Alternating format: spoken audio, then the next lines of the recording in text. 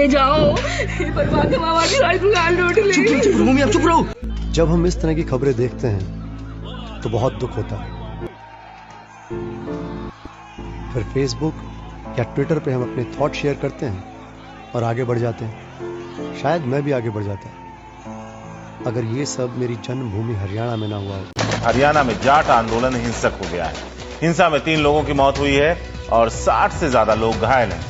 इधर रोहतक और भिवानी में हालात तनावपूर्ण हैं।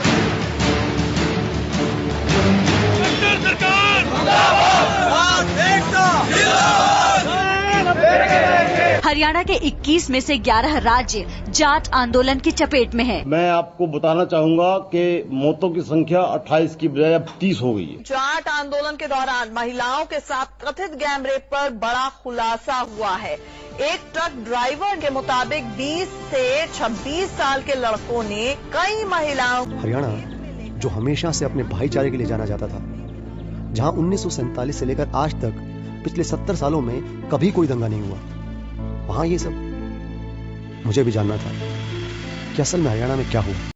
कोर्ट ने जाट आरक्षण रद्द कर दिया है। जाट आरक्षण के रद्द होने की खबर आ रही है।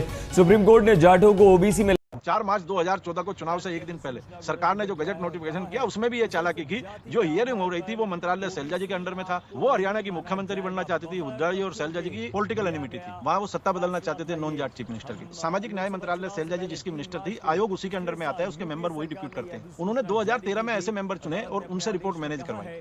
जो एनसीबीसी कमीशन ने रिपोर्ट एक्सपर्ट से ली वो हमारे फेवर में थी। और एनसीबीसी एक्ट में ही लिखा हुआ कि कोई भी रिपोर्ट अगर वो उनकी ऑर्डिनरी बाउंडिंग होगी और उसी बेस पे हमारा रिजर्वेशन सुप्रीम कोर्ट में कैंसिल होगा। ऑर्डिनरी बाउंडिंग होगी मतलब वो जो रिपोर्ट भेजेंगे वो सरकार को माननी चाहिए, बाध्य नहीं है, लेकिन वो माननी चाहिए। तो उसी पे सुप्रीम कोर्ट ने कहा कि मानी क्यों नहीं। और जो कैबिनेट को ना मानने के नोट देने थे कि भाई किस वजह से नहीं मानी, वो कैबिनेट नोट में नहीं लिखा गया रिजर्वेशन नोट देते टाइम। अगर कैबिनेट ये लिख देती कि इन कारणों से हम लोगों ने ये रिजर्वेशन दिया, इसकी रिपोर्ट नहीं मानी, ये रिपोर्ट बायस थी, तो फिर नहीं ये कैंसिल होना था।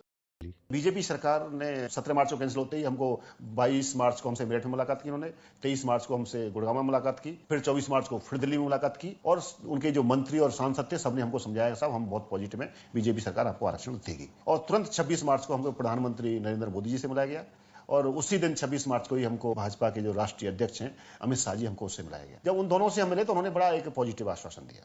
26 मार्च से सरकार की तरफ से जाट समाज को आरक्षण देने के लिए एक कदम नहीं बढ़ाया गया तो जाट समाज ने अपने आप को बहुत ठगा सा महसूस किया। और जब ठगा सा महसूस करा था उसी बीच में उनका एक सांसद राजकुमार सनी नाम से इस हरियाणा प्रदेश में समाज के अंदर एक विद्वेष, एक जहर घोलने का काम किया। उन्होंने सारे हरियाणा में दौरा शुरू किया, अलग अलग जगह जाकर के बोलता है आरक्षण नहीं लेने देंगे। जहाँ भी जाते जाट समुदाय को वो टारगेट करते, उनके बारे में अनर्गल बोलते।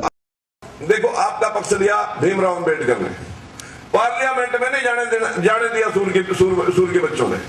मतलब इतने सूर बच्चे हैं, सूरवीरों ने पार्लियामेंट में नहीं जाने दिया। जो कि सामाजिक रूप से या राजनीतिक रूप से न तो सहन करने लायक है और न ही हम जो है उनको रिपीट कर सकते हैं। राजकुमार सैनी जी ने कथित ओबीसी ब्रिगेड बनाई। वो कहते हैं कि ये कथित ओबीसी ब्रिगेड समूचा जो ओबीसी समाज है उसको रिप्रेजेंट करती है। ये इनके मेंबर भी ओबीसी ब्रिगेड का मतलब ये मानिए कि 10-12 ये लोग हैं बस। कहते हैं कि हम जो है हित की रक्षा करेंगे हरियाणा के हितों की, या फिर कथित 35 बिरादरी के हित की रक्षा करेंगे। ओबीसी ब्रिगेड के कई ऑपरेटिव्स हैं। मुख्य बड़े बड़े लोगों का मैं आपको नाम बताऊंगा। रोशनलाल आर्य, जहां रोशनलाल आर्य जो है जहर फैलाने वाले वीडियोस, चुनाव आगे पंचायतों के इनका कई मेंबर पंचायत भी न बनने देना। नए सिरे से प्रारंभ कर रहा है और हरियाणा सर्वजन पार्टी जाट समाज के इस आंदोलन को सफल नहीं होने देगी। शपथ जहर फैलाने वाली जल देवता को साक्षी मानकर एक प्रतिज्ञा करता हूँ कि जब तक मेरे सिर में प्राण रहेंगे मैं स्वयं तथा मेरा परिवार जाट जाति के विधायक को प्रत्याशी को वोट नहीं दूंगा।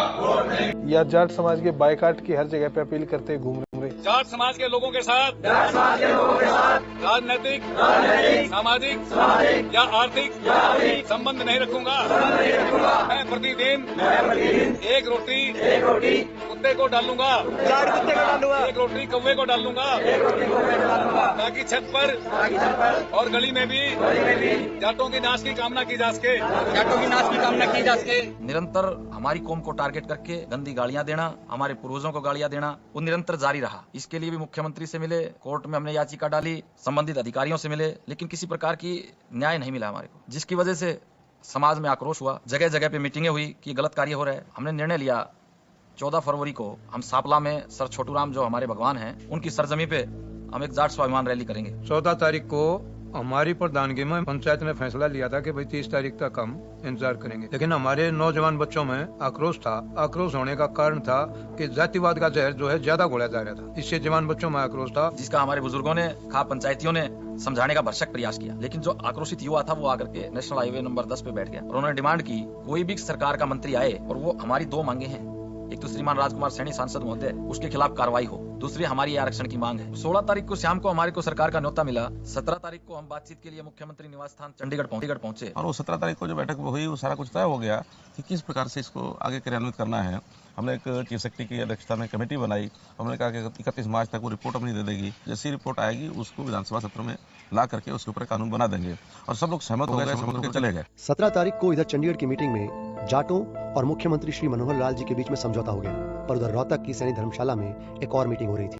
हम तो यही कहना चाहेंगे, ये एक बहुत बढ़िया मौका है, अपने आप को संगठित करो, राजनीतिक दृष्टिकोण से ऊपर उठकर 35 बिरादरियों को एक करो।